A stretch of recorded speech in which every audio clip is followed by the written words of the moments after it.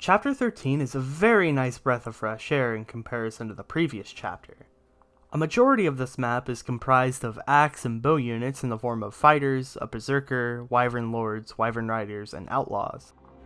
This makes it so any sword or tome user that you may have is a very solid recommendation for this map. The outlaw in particular are here to go for the optional houses. If we let them slip by, we'd be losing out on a heart seal, 2 stat boosters, 10,000 gold, a Wayne Vestal, and a steel Yumi. On the far end of the map, we have a bunch of knights with promoted generals that won't move until they're aggroed, so they aren't much of a threat. Especially considering the fact that we have access to the Armor Slayer and have the hammer that we obtained in Chapter 12. What is annoying though is that on the left and right bridges are sets of 3 cavaliers, and they are aggressive starting on turn 1. The left bridge in particular is annoying because they can potentially move in a way that makes the strategy that I'm about to do not work.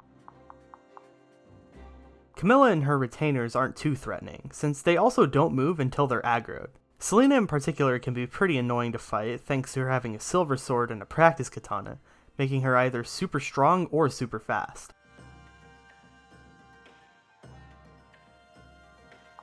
Baruka is much less threatening. Her biggest threat is that she still has her personal skill, Opportunist. This is effectively quick draw, but it only happens when the enemy can't fight back. Since I have to get in her range to fight her, it's not very hard to set it up in a way where this can't activate. Camilla is slightly stronger, but still not all too threatening. She comes with Bowbreaker, making it really hard for units like Setsuna or Sakura to hit her. She luckily also gets aggroed once you go in her range though, so you can force her to use the weaker Ragnarok and then dogpile on her with the rest of your units on a player phase for the kill.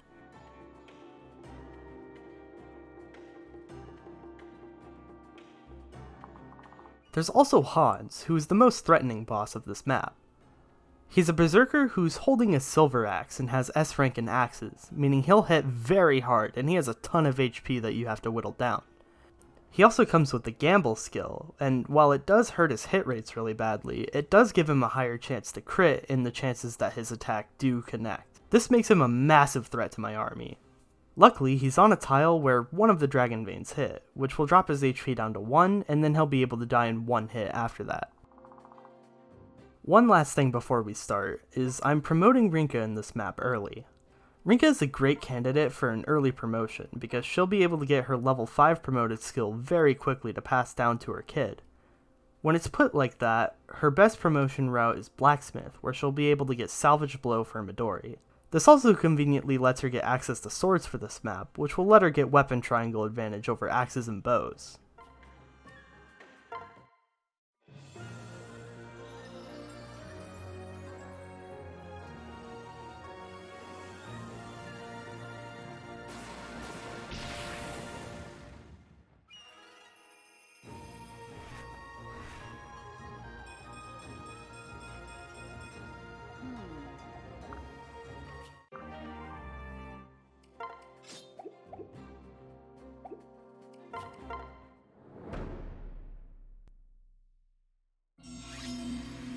I first want to take out the outlaw that starts right next to us. Silas moves into position by grabbing the loot from the house.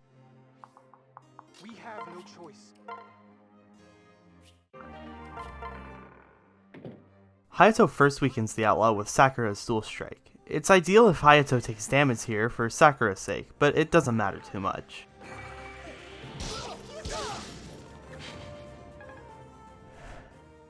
I'll try my best. Mozu comes in to finish it off. It's important that she attacks from below Silas and not to the right of him, so she is in range of the fighter above the house. I have faith in you. I did it!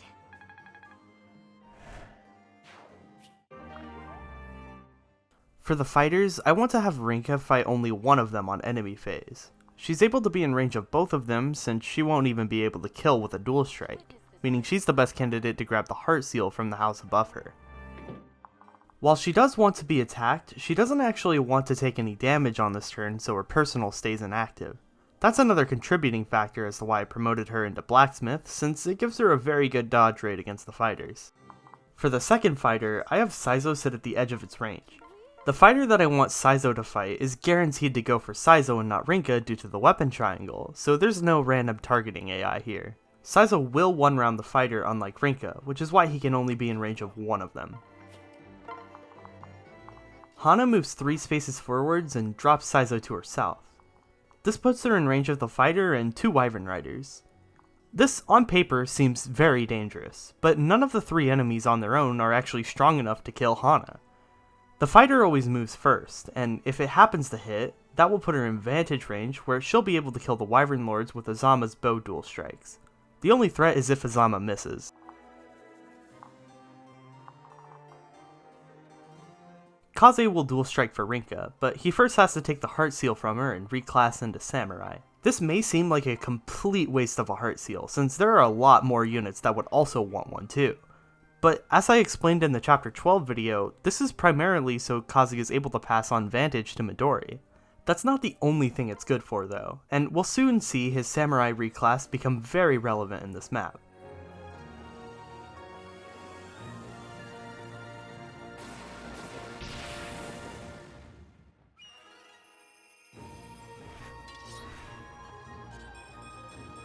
Let's see.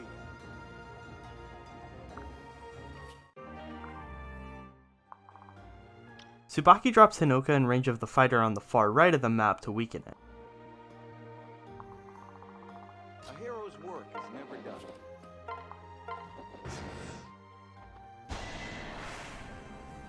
Looks like we have no choice. Allow me.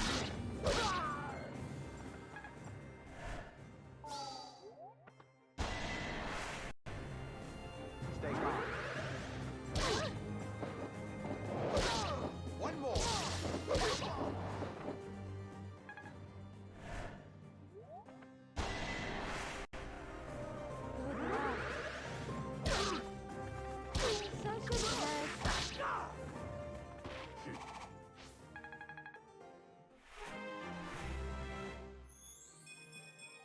No other way.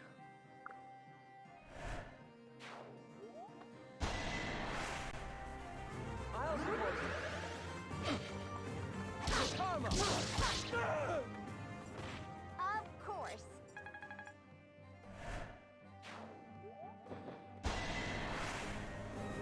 All right, let's go. Thanks.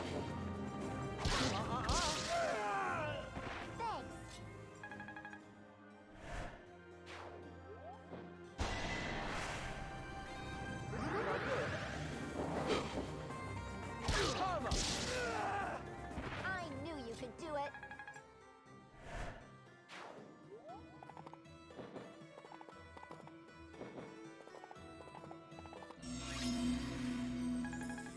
After Sakura heals Hinoka, Hayato will go to Sakura's right to finish off the weakened fighter. We won't lose.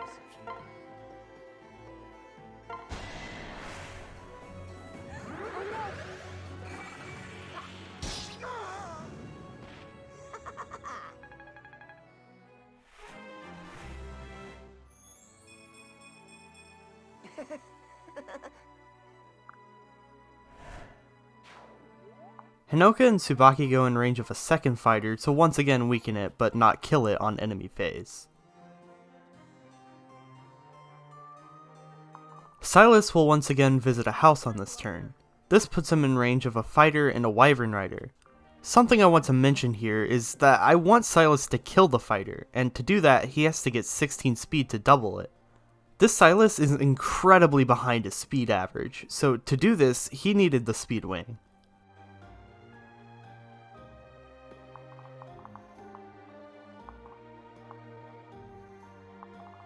Mozu pairs up with Corrin so she can get dropped next to Silas for enemy phase.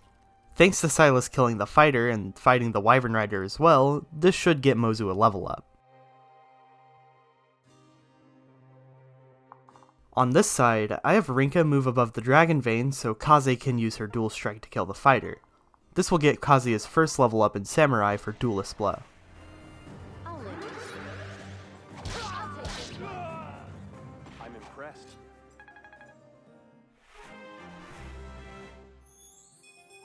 Remain calm. Azama and Hana move one tile back to make sure that Hana is only in range of one cavalier. If she got hit last turn, she would need to use one of her concoctions.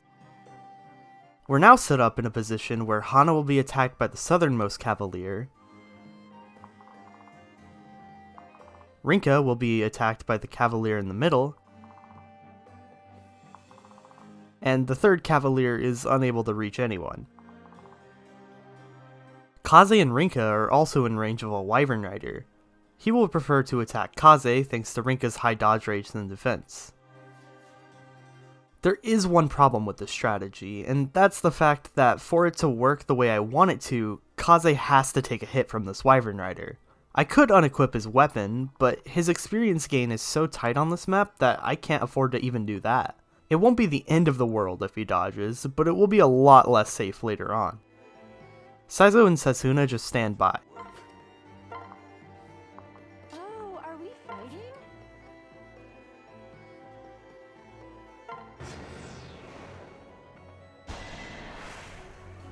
I'll go with you. Pay attention.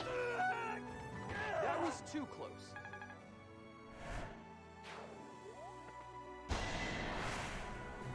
A hero's work is never done.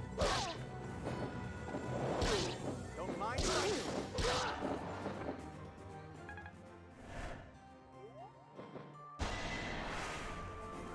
Witness the strength of my tribe. Luckily, since dodge tanking isn't real, he does end up getting hit.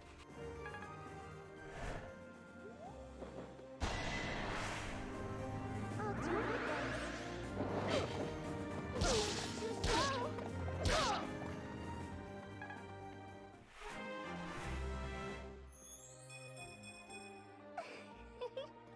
my best.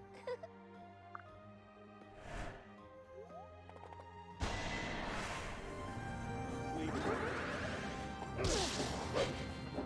I'm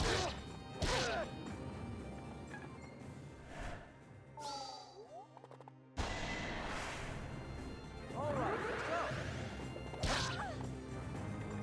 Allow me. This fight is over.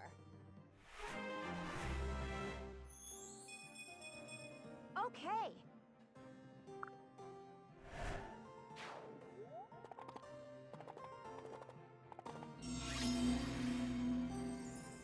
Setsuna and Azama finish off the cavalier and wyvern rider that attacked Rinka and Kaze on enemy phase.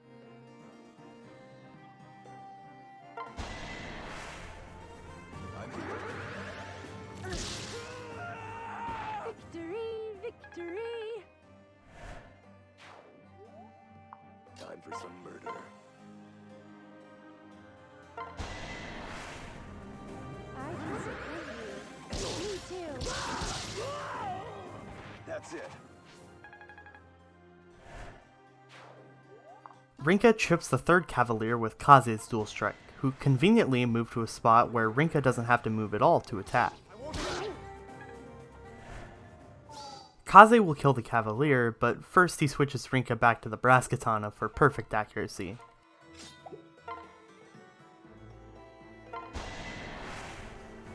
Don't worry. You're quite skilled. Kaze is now in range of another wyvern rider, who will kill him if he manages to hit. Hana and Azama can prevent this by body blocking. I can help.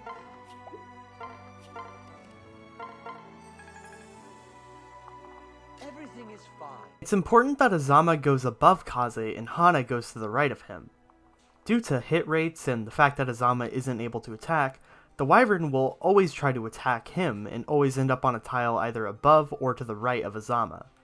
If Azama were on Kaze's right, the wyvern could potentially attack in a spot that makes the positioning I want to do next turn impossible.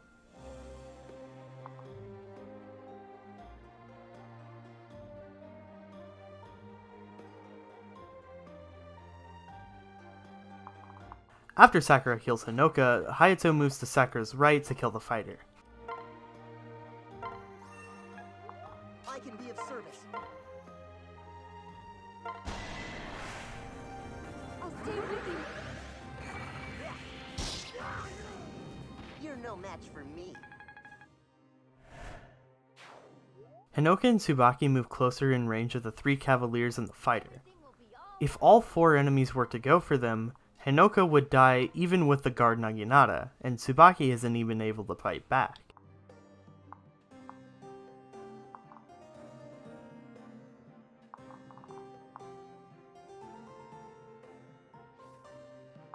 To fix this, Silas goes 2 spaces to Hinoka's left and heals. Silas has the benefit of having weapon triangle disadvantage and less defense. This will make the cavaliers prefer to target him instead.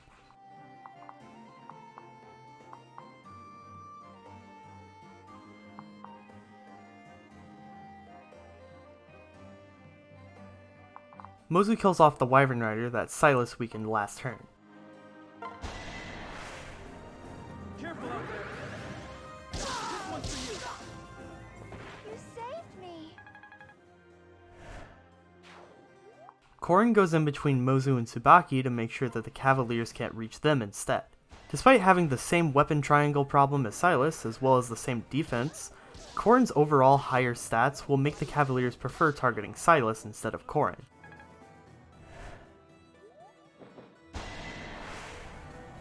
Looks like we have no choice.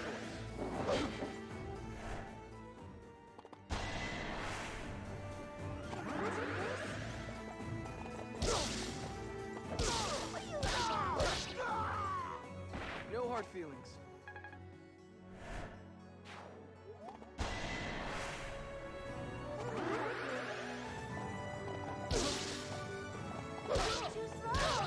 Too slow. We made it.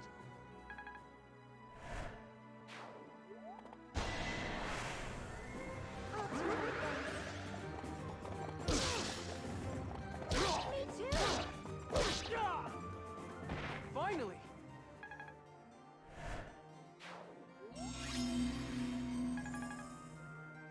After Sakura heals Silas, Hayato goes above Sakura to kill the fighter. No dying on me.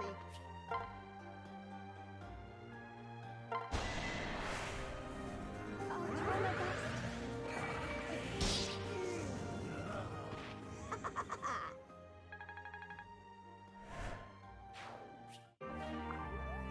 Hinoka and Subaki don't have anything important to do this turn, so now's a good time for them to grab the nearby houses.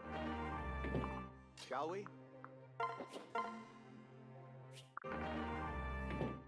For Corrin, I want him to kill the wyvern rider that's over the water, but I don't want him to also fight the wyvern lord. Luckily, their ranges are just spread out far enough to where Corrin can stand outside of the wyvern lord's range. Mozu will serve as Corrin's Dual Strike partner.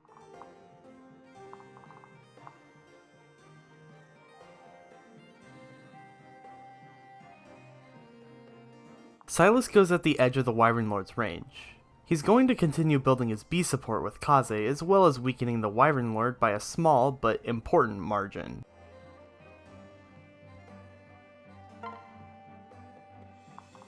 No hesitation.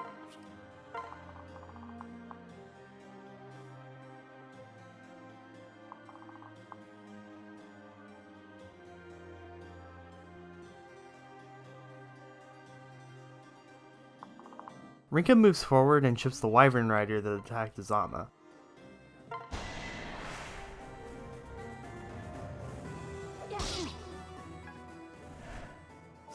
Azama and Hana get into position for next turn. It's important that Azama goes in a spot where he can attack the wyvern lord without needing to shuffle around any of my units.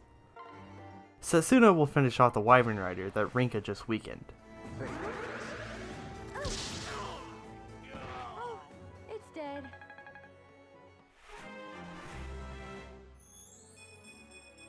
I'm happy.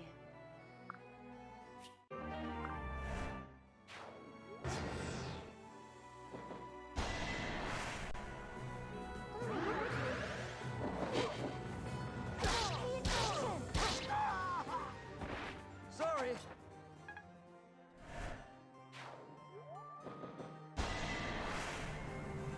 I am at your service. Allow me.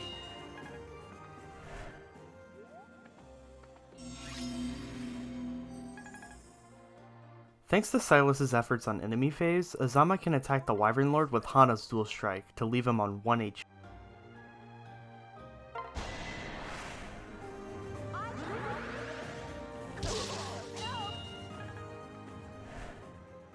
Silas moves under the house and equips the steel sword so he can help Kaze get the kill. Let's go. This will get Kaze to level 14 and learn Vantage with exactly 0 experience left over, which is why him staying equipped with his weapon a few turns ago was so important. Conveniently, this also gets Silas to level 15, which will be his last level up before he promotes to Paladin.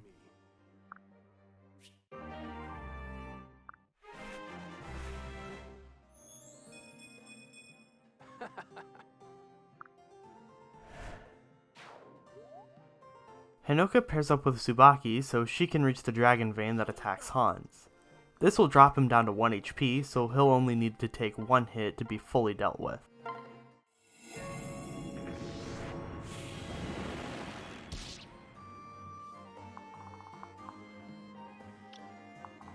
The unit we're going to have do that is Kaze. Since he's low on HP and has Vantage now, once he gets dropped in range of Hans, he'll be able to kill with 0 risk at all. I still want to have Silas as the dual strike partner for Kaze for this, and to do that, Silas needs to be the one that drops Kaze in range of Hans next turn. Right now with his current movement, Silas can't actually do this. He's 1 point of movement short. That's what shove is for. Hana visits the last house, and Setsuna, Saizo, Corrin, and Mozu just stay out of enemy range. I'll just be here. They won't beat us. Ready for this? Can we do this? Sakura will go in range of both of the outlaw that no longer have any houses to target. Using Hayato's dual strike will grant him a level up to get future sight. I don't actually want this on Hayato, since a proc skill Paragon can really mess with things if I'm not careful. Let's make this quick.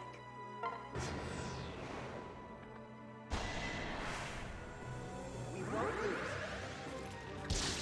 You are finished. Please forgive us.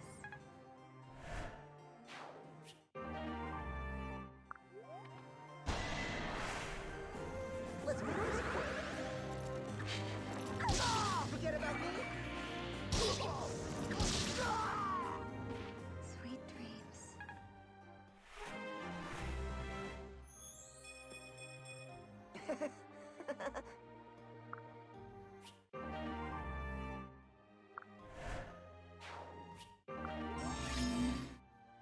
Before Silas and Kaze move over to Hans, I have Sakura heal Silas back to full HP.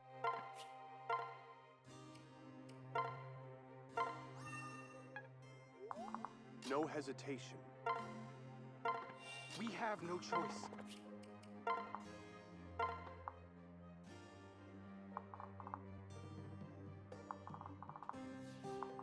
Enemy spotted. We're also going to begin dealing with Camilla this turn, who isn't actually threatening at all.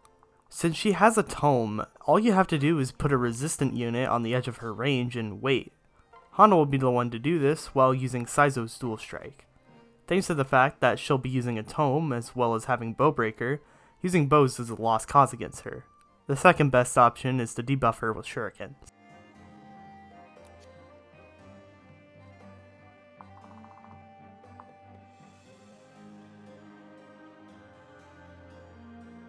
Everyone else stands by.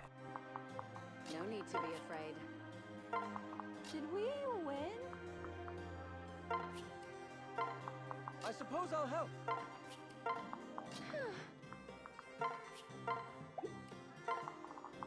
I believe in you. Let's have at it.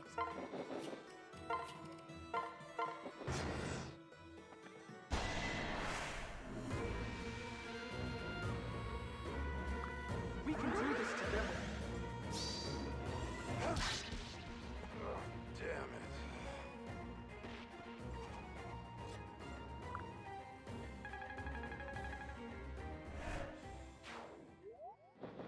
Fun fact, Before I gave Hana a goddess icon, I lost an attempt to Camilla getting a 1% crit on Hana.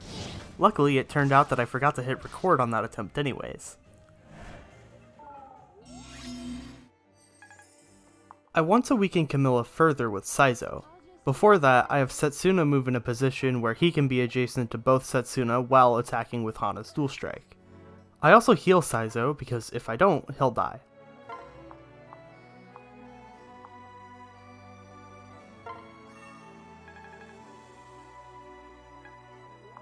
This will be quick. If Camilla happens to miss, Pyrotechnics won't activate. This won't actually matter here, but it's something good to keep in mind when trying to set up for a consistent way to kill her.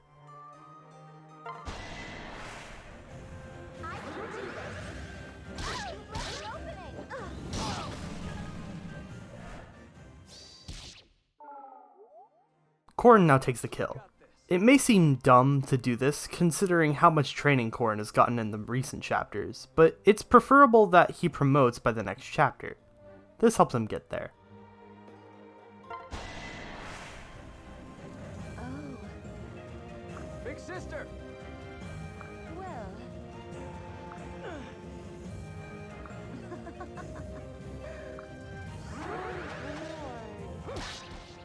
Don't forget me.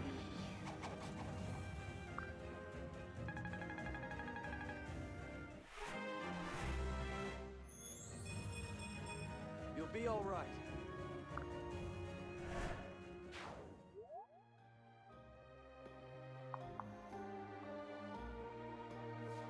For Subaki and Hinoka's part, I can have them fight Baruka by going at the edge of their range. I do want to make sure that I don't accidentally go in range of any other enemies as well though.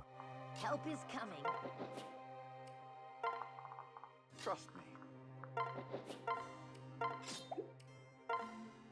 Silas and Kaze will weaken the Wyvern Lord on enemy phase, in the same way they did a few turns ago. Unlike the first time they fought a Wyvern Lord, this one will randomly pick between fighting on Silas's north or east. This means I have to make sure the follow-up from Azama will happen no matter what, which I do by having Hana drop Azama right above the house. In hindsight, it would have been way easier to just approach from the bottom. Oh well. You're all right. This is not good.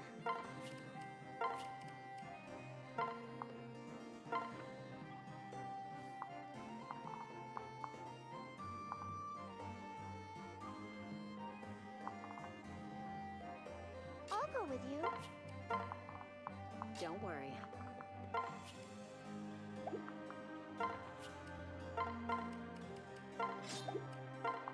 We won't lose.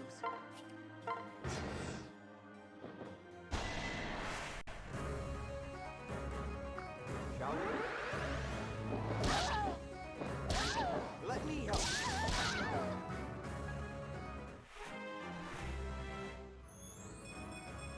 What?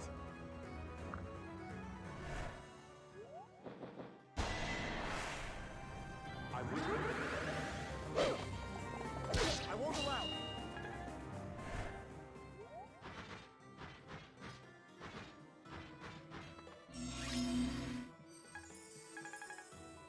The first order of business is to take care of the Wyvern Lord that Silas weakened. As hinted at earlier, Hana and Azama will be the ones that finish it off. I'm here for you.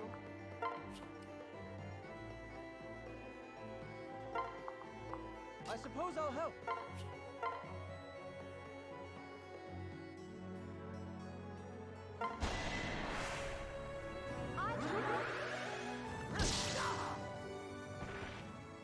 Death comes for everyone.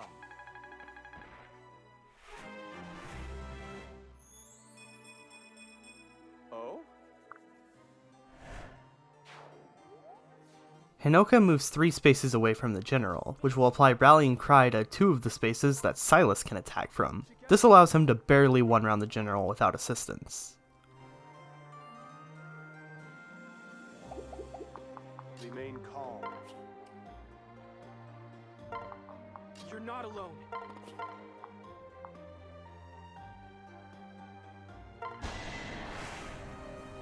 Let's go. If I may.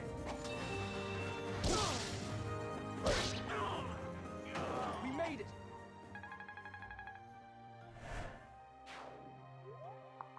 Subaki picks off the outlaw that was paired up with the general.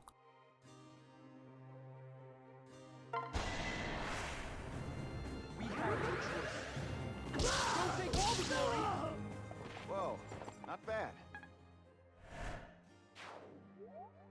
Sakura heals Silas back to full HP since he's still in range of an enemy knight. Then Hayato will be able to go next to her to finish off Baruka.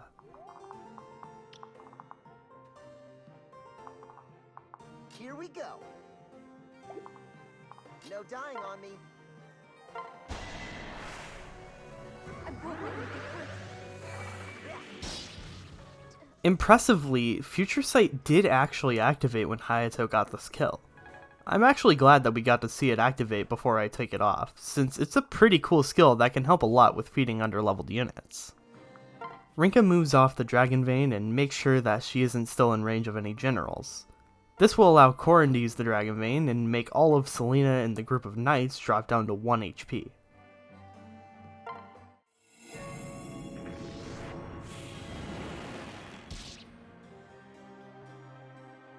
Saizo stays adjacent to Setsuna and heals himself while equipped with the Sting Shuriken.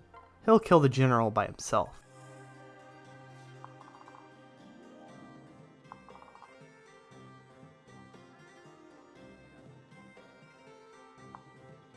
Did we win? Let me help you.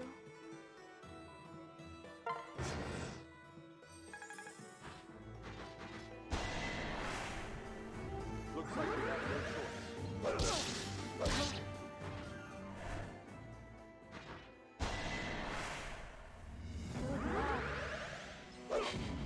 Not done yet.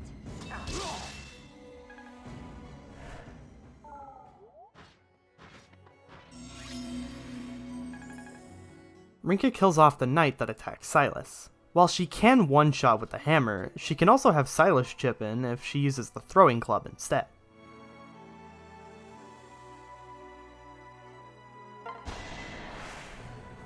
Careful out there. To the rescue. Feeling my prey.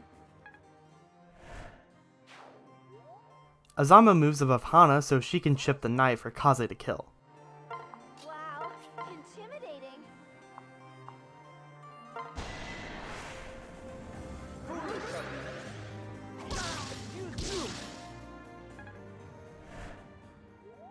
Now that the knight is weak, Kaze can use Rinka's dual strike with the hammer to finish it off.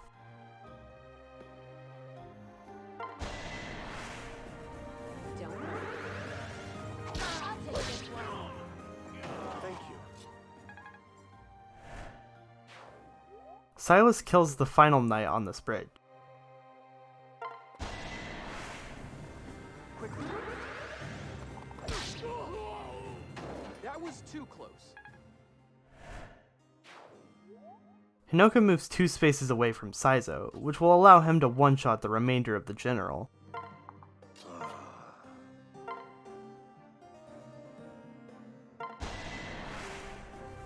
Did we win?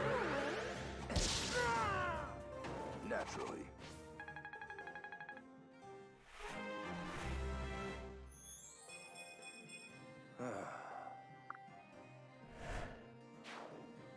Setsuna picks off the outlaw using Corrin's dual strike.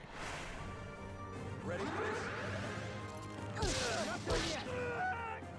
Wow, nice. The rest of my units just wait around for Selena's group to finally catch up to us.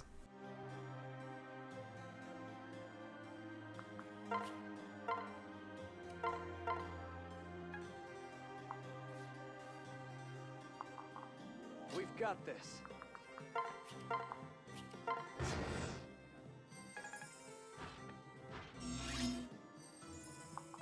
Here, I'm going to be showing my Kaze favoritism by feeding both of the frontline knights to both Rinka and Kaze respectively. With you. Selena will be dealt with by Setsuna. Ready.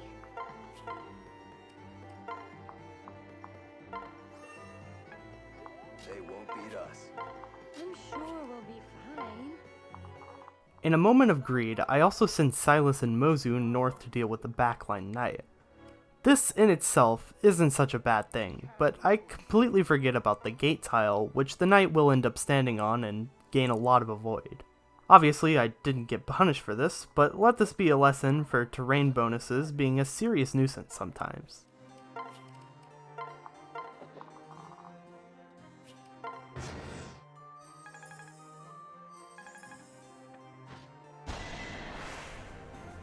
I am at your service. What are you looking at? Extinguished.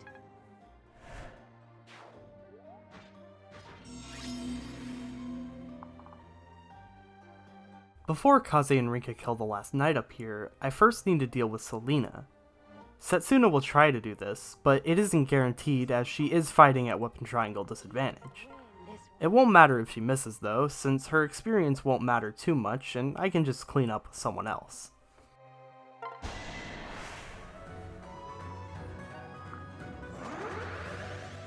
This is so not fair.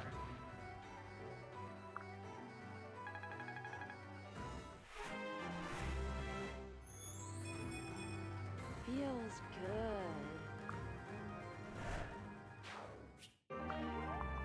Witness the strength of my tribe. Quickly now.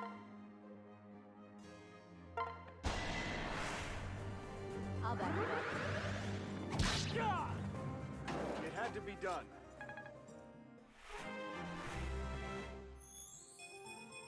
Remain calm. There's not much left to add in terms of gameplay here, but I do want to touch on one more thing before we end off. On this map, what I should have done was also focus on the support between Hana and Sakura, as they fail to reach their B support in this map. This won't mess with things too much, especially considering the only requirement is for units to get married. While friendships are optional, I still want to make an effort to go for some of them. And if I want the Hana and Sakura friendship to finish, as well as the Kaze and Silas one to finish, I'll have to bring them along for at least 2 maps after they can technically start being on the bench forever. My only excuse for the suboptimal support building is, oops.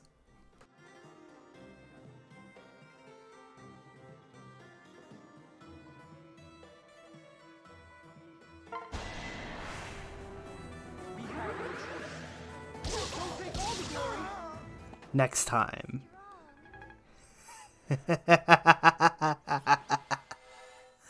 See you then.